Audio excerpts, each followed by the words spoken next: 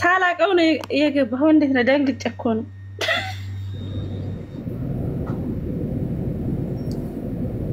ሀያትን ሲልኩኝ ወዴት ሲጠሩኛ ቤት ሲልኩኝ ወዴት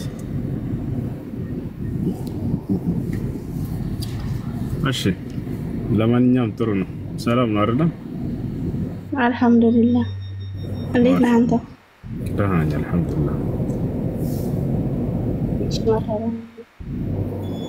ዱዓ አድርግልኝ مرحبا الله يسعدكش ጥሩ ባል አሜን አሜን ቻው جزاك الله وياك اهلا اهلا اهلا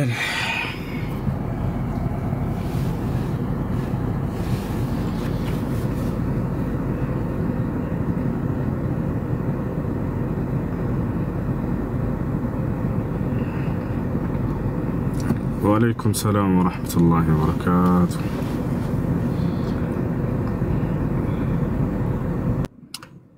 هو صواب باتين ليتناها مچين دولدكو رسجوالله نكري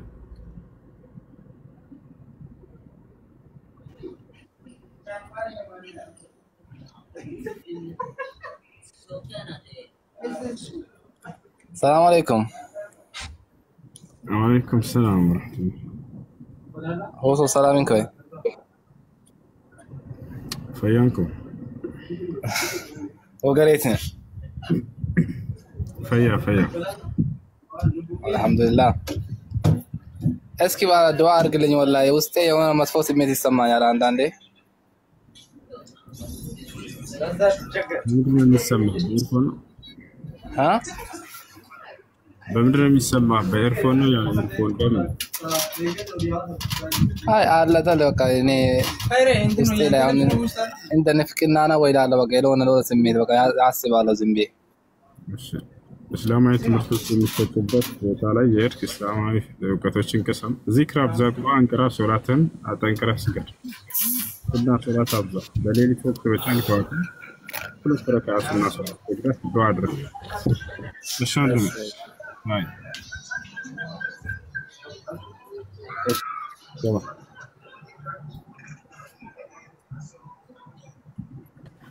أشتري كلاش السلام عليكم هشو وعليكم السلام የኔ ጥያቄ አንድ ሰው የሆነ ነገር ጠፍቶበት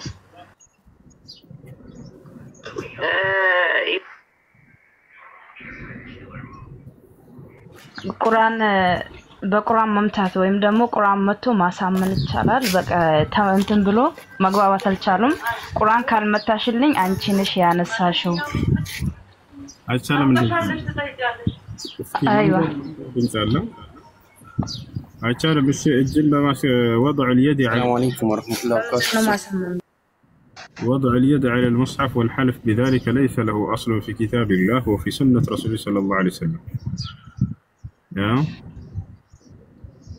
الجل بقرآن الله بماسكمة مهلا مفزم يه بقرآن هنا بحديث مصر الجاهل اللي هنا تقول قرآن اللي بلو ممالكين شجرين له قرآن بلو ممالك شجرين له ماشي السلام عليكم يسوع وعليكم السلام ورحمة الله دينا سلامنا الحمد لله الله الحمد لله يونا ጥያቄ ነበረኝ እሺ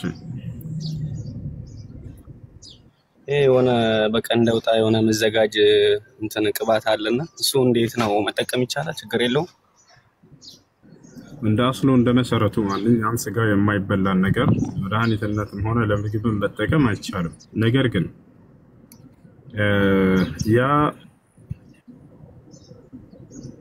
ያ ነገር ካለበት ይዘት ተቀይሮ ብዙ ኬሚካሎች ተቀላቅለውበት ቀንዳውጣነቱን የሚቀይር ይዘት ላይ ከሆነ ከዚያ በኋላ ሊጠቀሙ ሰዎች ችግር የለው በቀንዳውጣነቱ ይዘቱ የኛው ነገር ማለት ነው በቀንዳውጣነቱ ይዘቱ እያለ ግን እሱን መጠቀሙ አይቻልም አይፈቀድም ስጋው ስለማይበላ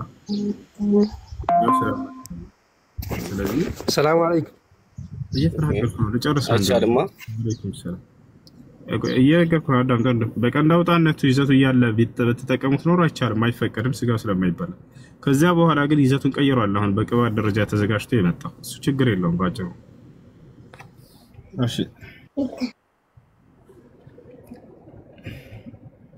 ሰላም አለይኩም ወአለይኩም ሰላም እሺ ሙሱ እንዴት ናችሁ ሰላም አልሐምዱሊላህ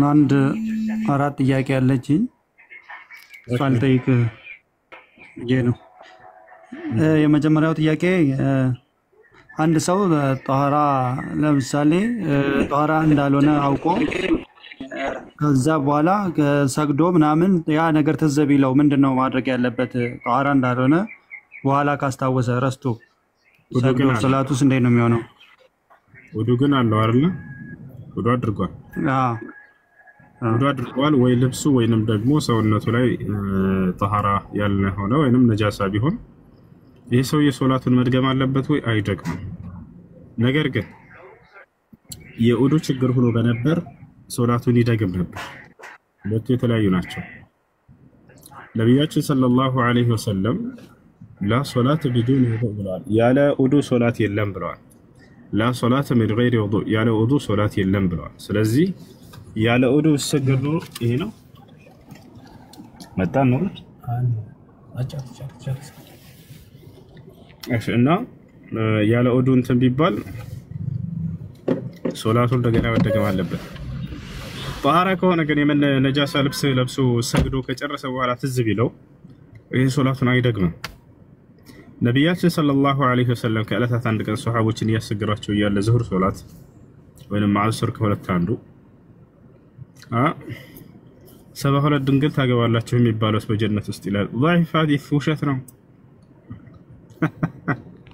ያጃው ዘልክ ያለስ በኋላ እና ጠይቅ አሳያለሁ ወላሂ ከና ማስረጃ ضعيف حديث ነው ውሸት حديث ነው ሙስሊሞች በጀነት ሲገቡ 72 ሚስት ታገባላችሁ የሚለው ለማንኛውም ማስቲካ እየበላሁ ነው የሚባለው አሁን እያላመጥኩ ሁሴን እንደዚህ መንከስ ምንድነው እንደ አላህ እሺ ለማንኛውም ነብያችን ሰለላሁ ዐለይሂ ወሰለም ከዕለታት አንድ ቀን ሶላት እያሰገዱ እያለ ሱሐቦችን በጫማቸው ነው እያሰገራቸው ያለው በጫማ መስገድ ይቻላል በነገራችን ጫማው ጧሃራ ከሆነ ማለት ነው እዚያ ሳይረገጠ ከሆነ እና እያሰገራቸው ያለ ሱሐቦችም ነብዩ ሰለላሁ ዐለይሂ ወሰለም ጫማቸውን ለብሰው እየሰገዱ ነበር በዚህ ሁኔታ ሳሉ መልአኩ ጅብሪል ዐለይሂ ሰላም መጣና ወደ ነብዩ ሰለላሁ ዐለይሂ ወሰለም ሁለት ረካዓ አሰግደው እንደጨረሱ ሙሐመድ ሆይ የለበስከው ጫማ ነጃሳ ረግጧልና አውጣው አላቸው እዛው እየሰገዱ እያለ ልክኛ ሰንደል ጫማ አይደለ ምንም መውረድ ምናምን ያስፈልገው ለማውለቅ ልክ እንደዛ ነበርና ነብያችን ሰለላሁ ዐለይሂ ወሰለምና ሱሐቦች ያንን ጫማቸውን እየሰገዱ እያለ እዛው አወለቁት ሶላታቸውን ቀጠሉ ሁለት ረካዓ ሰገዱ ከዛ ከሰላመቱ በኋላ ነብዩ ሰለላሁ ዐለይሂ ወሰለም ሱሐቦች ጠየቋቸው አንተ የአላህ መልእክተኛ ሆይ ያሰገዱን እያለ ጫማዎችን ሲያወልቁ ተመልክተን እኛም አውልቀናል ለምን ነበር ብለው ጠየቁ ሁለት ረካዓ ሰግጃቸው እንደጨረስኩኝ መልአኩ ጅብሪል ዐለይሂ ሰላም መጥቶ ጫማህን አውልቀው መሐመድ ነጃሳ ረግጧል ስላለኝ ነው ያወለኩት አያሹ ከዚህም እንይዘው የምንረዳው ምንድነው ያ ሶላት ውድቅ ሆኖ በነበር በነጃሳ ጫማ ሰግዱት ዛኔ በቃ ሁለቱም ውድቅ ነውና እንዳዲስ ይሰግዱ ነበር ነገር ግን የጣህራ የውዱ ጉዳይ ሳይሆን የነጃሳ ጫማ መልበስ ጉዳይ ነው ስለዚህ በዚህ ቂያስ ሰውየው ሰግደህ ካሰላመትክ በኋላ ትዝ ቢልህ ያ ነገር እንዳዲስ ሶላቱን ድገም አትባልም ውዱ ከሆነ ግን የሌለህ እንዳዲስ እንደገና ደግመህ ትሰግዳለህ ገብቷል አይደል ወይንም በጀናባ ሰግዶ ሊሆን ይችላል ሰውየው ጀናባ ነበረበት አልታጠበም ትዝ ሲለው ከሰገደ በኋላ ጀናባውን አልታጠበም ይሄ ሰውየው እንደገና ሶላቱን መድገም አለበት ገብቷል ልብሱ ላይ ወይንም ሰውነቱ ላይ ደግሞ ነጃሳ ነገር ጉዳይ ቢሆን ውዱ ግን አድርጓል ሁሉን የዚህ የነጃሳ ጉዳይ ቢሆን አይደግምም በቅድሙ ሐዲስ መሰረት ኤቢሲ ገብቷል አዋው ገብቶኛል ጀዛከላ ሌላው ሁለተኛው ጥያቄ ደግሞ አንድ ህፃን ልጅ ለምሳሌ ቤተሰቦቹ ሙስሊም ቢሆኑና ልጆቹ እንዴት ነው የሚሆኑት ህፃናቶቹ ለምሳሌ ክርስትና በ40 እና በ80 ቀን የሚነሱ ናቸውና እንዴት ነው እነሱ ሻሃዳ መያዝ ይኖርባቸዋል እነዚህ ልጆች ወደ እስላም በእስላም ህግና ስርዓት ላይ ከኖሩ እንዳደ ሻሃዳ ያዙ አይባሉ ሳያውቁ የተጠመቁበትን አላህ Subhanahu Wa Ta'ala ይጠይቃቸው ከዚያ በኋላ ግን ለአቅመ አዳም ለአቅመ ሔዋን በደረሱ ጊዜ በሶላት ላይ ከጸኑ በየሶላቱ ላይ የሸሃዳ ቃል አላት ተህያቱን ሲቀሩ አሽሀዱ አን ላ ኢላሀ ኢለላህ ወአሽሀዱ አነ ሙሐመድን አብዱሁ ወረሱሉሁ የሚለው እሱን ሸሃዳ ይያዝላቸዋል። በቂ ነው። እንደ አዲስ ያዘው ባይባሉ። እሺ ኦኬ። የመጨረሻው ጥያቄ እንትን ነበር፣ በአላህ ላይ መዋሸት ይቻላል አንድ ሰው ህይወቱን ለማትረፍ የሚል ነገር ሰምቼ ነበር። እሱን ነገር እስኪ እንዴት ዋላ አንተ? አስላን እንደ መሰረቱ ውሸት አይፈቀድም። ውሸት ከታላላቅ ወንጀል እንደሆነ ኢስላም ያስተምራል።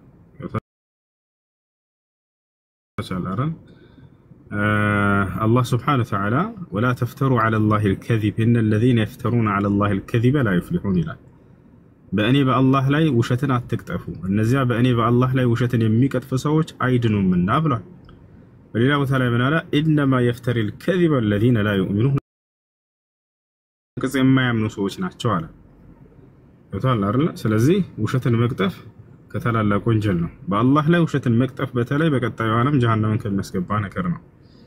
አሁን ግን እዚህ ቦታ ላይ ሰውየው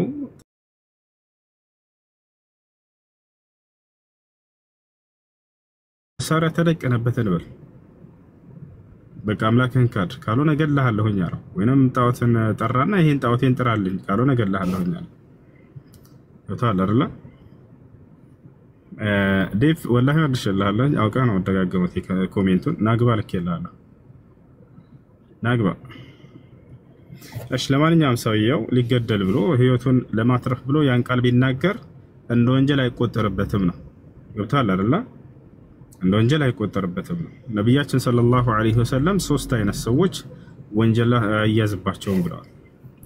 قال النبي صلى الله عليه وسلم ثلاثة رفع عنهم القلم الخطأ والنسيان وما استكرهوا عليه ሶስት አካሎች አሉ ነብዩ ሰለላሁ ዐለይሂ ወሰለም ወንጀል ቢሰሩ እንደ ወንጀል አይጻፍባቸውም ቀለም ተነሱ ተነስቷል አሉ። አንደኛ الخطأ በስተት ወንጀል የሰራ ሰው ወንጀል መሆኑን አያውቅም የሆነ ሰው ወንጀል ሰራ አንተን ወንጀለኛ ነህ ብሎ አላህ Subhanahu Wa Ta'ala አይቀጣውም። وليس عليكم جناح فيما أخطأتم به እንዳለ ሳታውቁ በሰራችሁ ስተት ወንጀል የለባችሁም ብሏል አላህ። ሁለተኛ ምንድነው አንሲያን ረስቶ ወንጀል የሰራ ሰው ይሄም እንደ ወንጀል አይቆጠርበትም። ለምሳሌ በረመዳን ቀን መብላት ኃጢአት ነው ወንጀል ነው አይደል? ሰውየው ግን ረስቶ በላና ጠጣ እንደ ወንጀለኛ ይቆጠራል? ጾሙ ይበላሻል? ላ በፍጹም ተቻለ። ሶስተኛው ምንድነው ወመስተክሪሁ عليه አሉ። አሁን በደንብ አዳምጥ እዚህ ጋር ነው ለጥያቄ መልስ። ተገዶ ወንጀል የሰራ ሰው እንደ ወንጀል የለበትም ማለት ገብቷል? ተገዳ ተደፈረች ሴት ልጅ ወንጀል አለባት የለባትም? የለባትም። ያለ ፍላጎቷ ነው ያ ነገር ልክ እንደው ተገዶ ሰውየው ይሄን ጣዖት ጥራ ተባለ የዛኔ እንደ ከሃዲ ይወሰዳል ወይ? ላ አይወሰድም። ለዚህ ነው ነብያችን ሰለላሁ ዐለይሂ ወሰለም በርሳቸው ጊዜ ያሲር ተገደለ፣ ሱመያ ተገደለች። አማር ልጃቸው የያሲርና የሱመያ ልጅ አማር ሊገሉት አሉ። የፈለጉት ምንድነው ሁበል የሚባልን ጣዖት ጥሩ ነው ያሏቸው። በዚህ ጊዜ አንጠራም ብለው እነ ያሲርና እነ ሱመያ ተገደሉ። የመካ ሰዎች ገደሏቸው። ከዚያ በኋላ ልጃቸውን አማርን ሱሩጋ ደረሱ። ሁበል አለላቸው። ሁበል ባለላቸው ጊዜ ሱሐቦች የሄደን ያዩ ለነብዩ ሰለላሁ ዐለይሂ ወሰለም ሄደው እርተድ አማር ያ ረሱላህ አላቸው። አንተ የአላህ መልእክተኛ ሆይ አማር እኮ ሙርተድ ነው በቃ ከእስልምና ፈነገጠ ተመለሰ አሏቸው። ለምን ሲሏቸው ምክንያቱም እርሱ ሁበል በላሉት አስጨንቀውት ሁበል አለ ስለዚህ ተመለሰ አላቸው። ادعوا لي عمارا አሉ። عمارን ጥሩልኝ ሂዱ አሉ። عمار ይዘውት መጡ።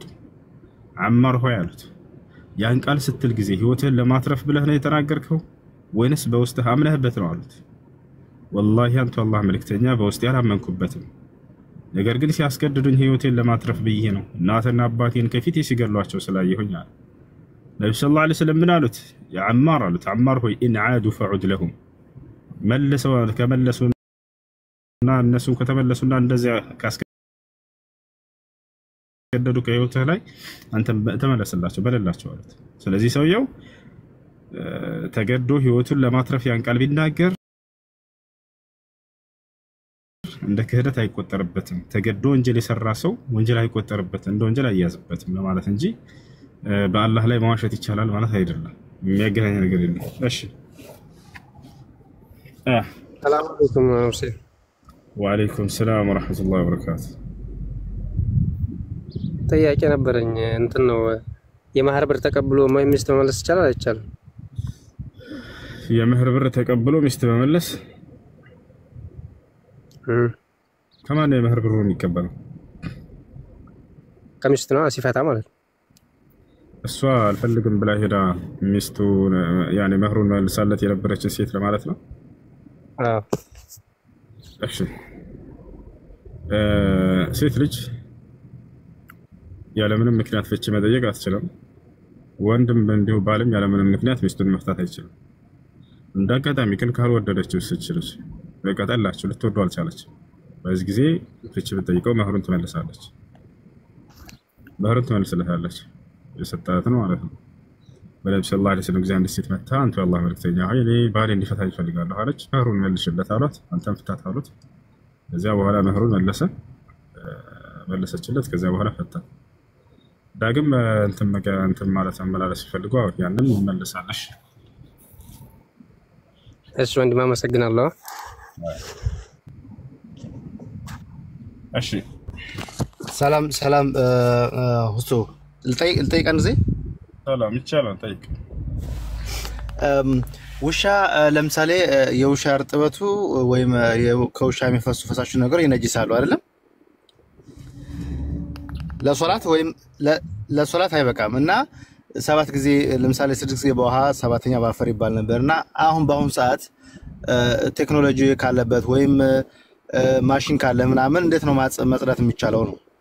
በተገለጸ ሐዲስ ላይ ባለው መሰረት ነብያችን ሰለላሁ ዐለይሂ ወሰለም اذا ولغ الكلب في اناء احدكم سبعا اولهن بالتراب واخرها بالماء ውሻ በሆነ እቃ ላይ ልጋጉን ወይንም ላህጭን ቢያስነካባችሁ 7 ጊዜ ጠቡት አሉ። የመጀመሪያውን አንዱን በአፈር ሌላኛው 6 ቢጠቁ በውሃ እኮ እሱ እኮ ነው ጥያቄ። አሁን አንተ ያለበት ሀገር በማሽን የሚታጠብ ከሆነ አፈር ከሌለ እንዴት ነው ማድረግ የሚቻለው ነው? አፈር ከሌለ ችግር የለውም። የአፈርን ቦታ ሳሙና ሊተካ ይችላል እኮ እሱ ለማለት ፈልጌ ነው። ሳሙና ይተካዋል ወይ ለማለት ነው? ይተካዋል።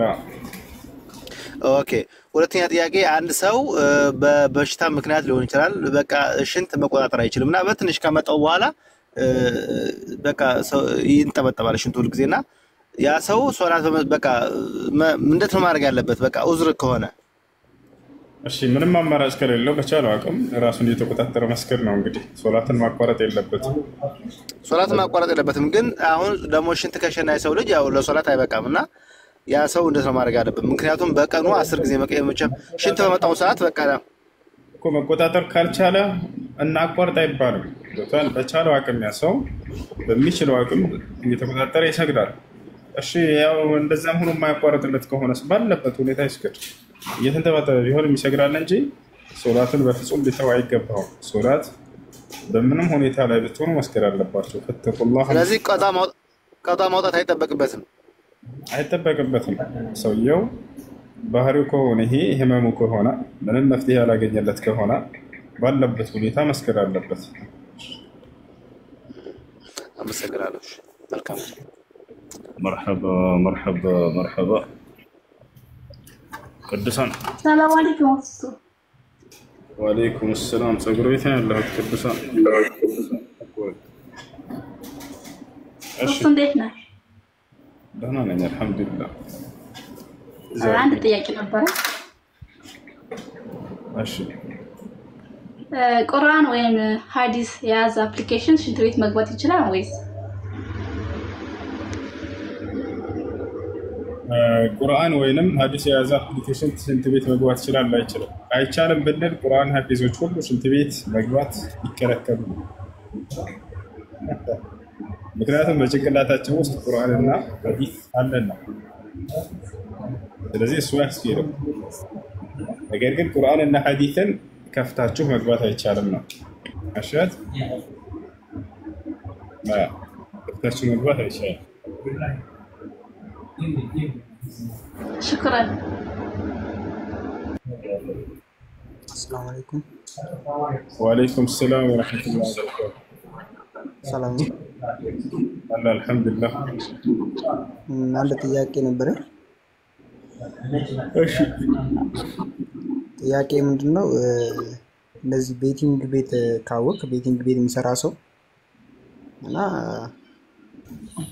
ያ ሰው በዛ ብር ሀጅ አሁን ለምሳሌ እዛ ድርጅት ነው የምሰራው እና እኔ ያ የባለቤቱ ድርጅት እኔን ወደ ሀጅ ለመውሰድ ይፈልጋል። ሀጅ ተቀባይ ያለው ወይስ እንዴት ነው? ምን የሚሰራ ሰው ነው? ቤቲንግ ቤት ምንድነው እሱ ስራ? ቤቲንግ ቤት ማለት ይሄ እንትን ማለት ነው፣ እንደ ቢንጎ የሚያጫውቱት ቁማር ማለት ነው። ቁማር የሚያጫውት ሰው ነው። ኦኬ ይኸውላችሁ በሐራም ገንዘብ አይሆንም፣ አይቻልም። በሐራም ገንዘብ ከሆነ ሰውየው ከዚህ ከሐራም ገንዘብ ሊወጣ ይገባዋል። መጀመሪያ ከሐራም ገንዘብ ከራቀ በኋላ ለምን ይታወቃል? አይቻልም ማለት ነው። ሰውየው ገንዘብ መጠቀምን በተመለከተ እዚያ ገንዘብ መስራት እንደማይቻል ነው አሁን የነገርኩት። እዚያ ገንዘብ ሰውየው ቢሰጠን እኛ መጠቀም እንችላለን ወይ በተባለ ሰውየው የገቢ ምንጭ ከሐራም ምንጭ እንደሆነ ከሁላቸው አይቻልም። ነገር ግን ያ ሰው የተቀላቀለ ከሐላል ሊያመጣ የሚችል ከሆነ የዛኔ መጠቀም ትችላላችሁ እናንተ። በመርስ ላይ ነው ያ ገንዘብ ማምጣት ከሐራም ምንጭ ሐራም ይሆናል እና ስለዚህ ሰውየው ብቻ ሳይሆን ሌላም ስራ አለው ማለት ነው። በሱ ከሆነ በሱ ከሆነ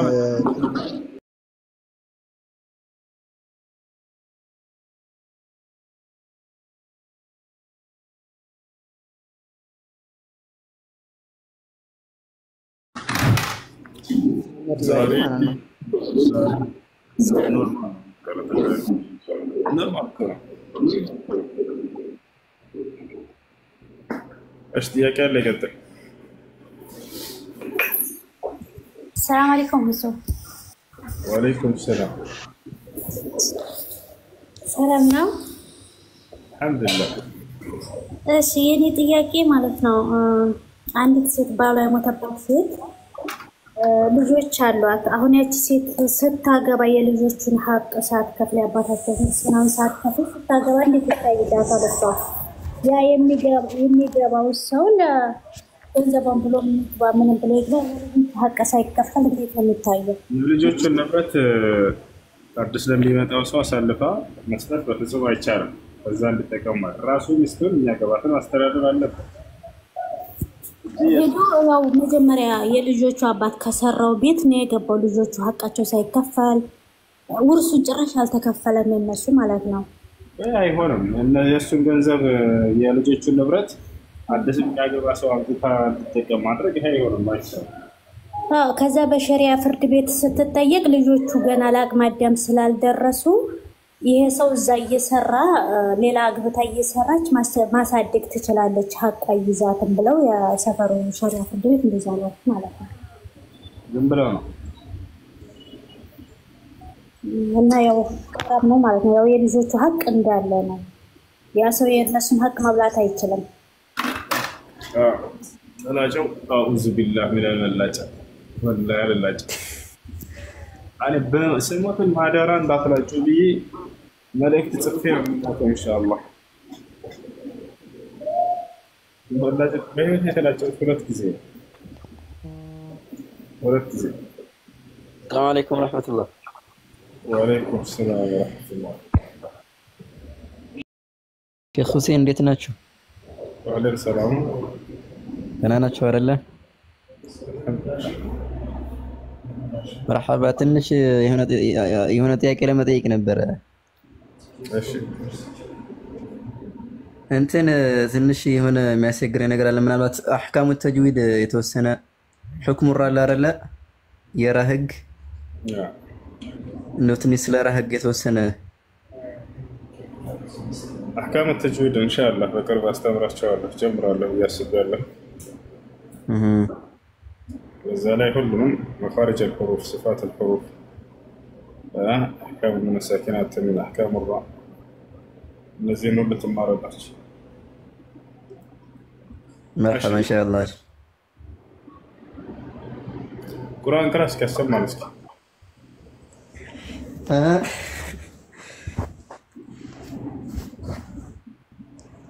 እሺ ቁርአን ቅረስክ مرحبا منصورة ويتسرى بس يلا براسي اه مرحبا شي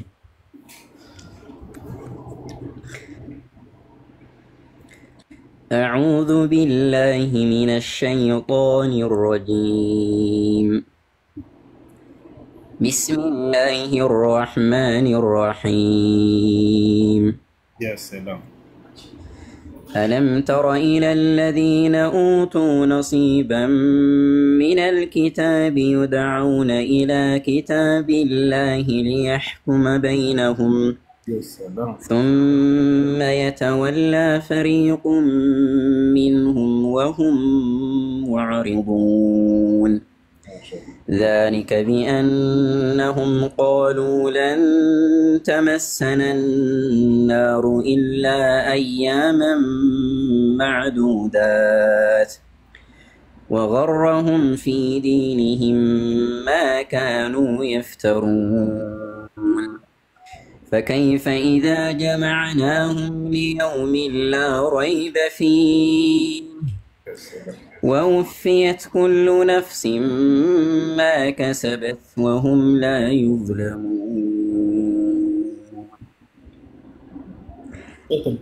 كتر كلام. قل اللهم مالك الملك تؤتي الملك من تشاء. قل اللهم مالك الملك قل اللهم مالك الملك تؤتي الملك من تشاء تؤتي الملك من تشاء وتنزع الملك ممن تشاء وتعز من تشاء وتذل من تشاء بيدك الخير إنك على كل شيء قدير تولج الليل في مرحبا عندي نون الساكنة بمتعرف بكزي لا سنة لنقاها تقرأ قل اللهم مالك الملك تؤتي الملك من تشاء وتنزع من بلاها تقرأ من تشاء وتنزع نون كلا يقرأ كلا يقرأ مالتنا مالك الملك تؤتي الملك من تشاء وتنزع الملك ممن تشاء ممن سيكون ممن تشاء تقرأ تنقوز مرحبا إن شاء الله جزاكم الله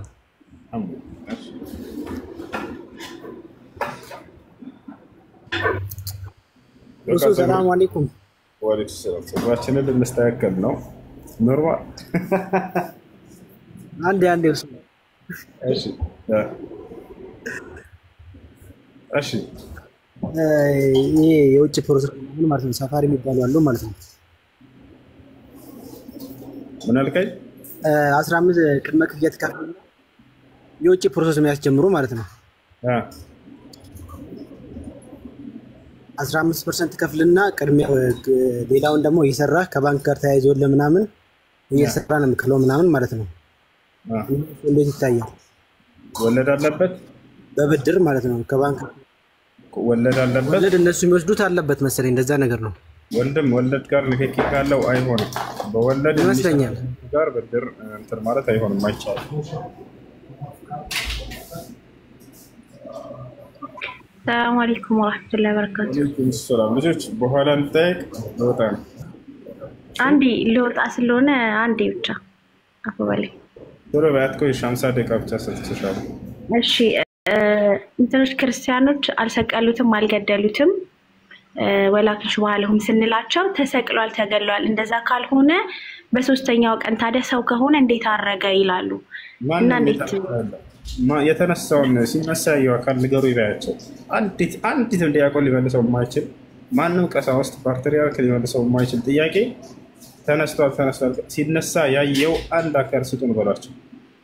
ሲነሳ ያየው ሐዋርያ አለ ወይ? ኢየሱስ ክርስቶስ መቃብሩን ድል አድርጎ ሲነሳ ከፍቶ ሲነሳ ማለት ነው። አንድ የሚያየ የለም። በስማ ብለው ነው የጻፉት። ሲነሳ ያየው ካለ ስጡን በሏቸው። የትም አይመልሱ። እሺ ኦኬ መርሐባ ሽክራን። ሰላም አለይኩም ሁሴን። አንዲት ጥያቄ ነው በሰላት ዙሪያ። እሺ በጀምዕና በቀስር ዙሪያ ለምሳሌ አንድ ሰው ሰፈር ከማውጣቱ ቀደም ብሎ ኢሻ ከማድረሱ በፊት የሚወጣ ከሆነ ሰፈር ላይ መግሪብ ሰግዶ ኢሻውን እዛው ባለበት ሰፈር ላይ ጀምዕ ማድረግ አይችልም? የኢሻ ሶላት እስከ ሌሊቱ ግማሽ ሰዓት ድረስ ስለሚለጠጥ ይቻላል፣ ችግር የለውም። ነቢያችን ሰለላሁ ዐለይሂ ወሰለም ስለ ኢሻ ሶላት ተጠየቁ። سئل رسول الله صلى الله عليه وسلم عن وقت صلاة العشاء فقال النبي صلى الله عليه وسلم وقت صلاة العشاء إلى منتصف الليل. نبياتنا صلى الله عليه وسلم سل عشاء صلاة ستيك زي የኢሻ ሶላት ጊዜው እስከ መቼ ነው ሲባሉ እስከ ሌሊቱ ግማሽ ድረስ ነው ብለዋል። ስለዚህ እስከዚያ ድረስ አቆይቶ መስገድ ይቻላል። ሙሳፊር ለሆነ ሰው የዛኔ አሳጥሮ 2 ረካዓ ብቻ መስገድ ይችላል። ሌሊቱ ግማሽ ከወደሰ እሺ ከማውጣቱ በፊትስ ከማውጣቱ ለምሳሌ ሰፈር ከማውጣቱ በፊት መግሪብ ላይ ሰፈር ወጥቶ የሚያረፍድ ከሆነ ከግማሽ ሌሊት ሰዓት እንትን ከዛም የሚያረፍድ ከሆነ መግሪብ ሰግዶ ኢሻውን እዛ መግሪብ በሰገደበት ቦታ ሰፈሩ ላይ ወይንም ቤቱ ላይ ጀምዕ ማድረግ አይችልም? لا እንትን የሙሳፊር ሁክሙ ሳይደርስ አይቻልም። ሙሳፊር ሳይሆን ገና ሳይሄድ በፊት ቀስርና ጀምዕ አድርጎ መስገድ አይቻልም። ከተጓዘ በኋላ ከ80 ኪሎ ሜትር በላይ ከራቀ በኋላ ይችላል። እሺ ልዩነቱ ምን ያህል ነው? ለምሳሌ ኢሻና መግሪብ መሃል መግሪብ እንደተሰገደ ከፈስ